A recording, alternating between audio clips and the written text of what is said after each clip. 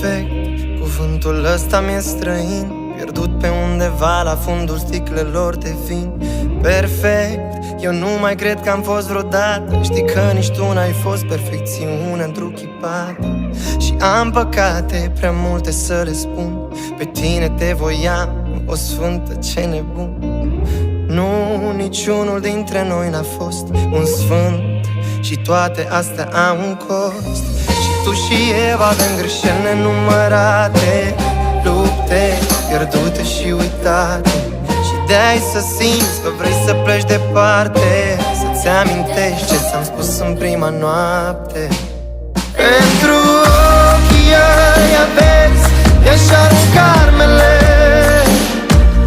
aș pierde războaiele, învins ar sta în fața ta, fără orgoliu să mă vezi și să-mi strici numele,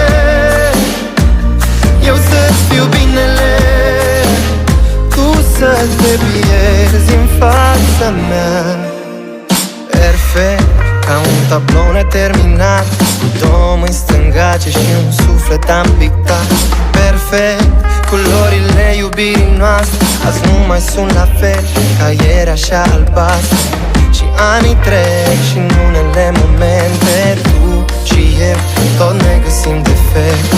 Vorbiți de dragoste, simțită la început, credeam că viața e doar un dans neîntrerupt. Și tu și eu avem greșeli nenumărate, lupte pierdute și uitate. Și de-ai să simți că vrei să pleci departe, să-ți amintești ce ți-am spus în prima noapte. Pentru ochii ăia vezi, i-aș arunca armele, aș pierde războaiele, învins ar sta în fața ta, fără orgoliu să mă vezi și să-mi strici numele, eu să-ți fiu binele, tu să te pierzi în fața mea. Și nu încerc să par ce nu pot fi, e adevărat, am renunțat. Și tu și eu vom mai greși, dar ne vom iubi.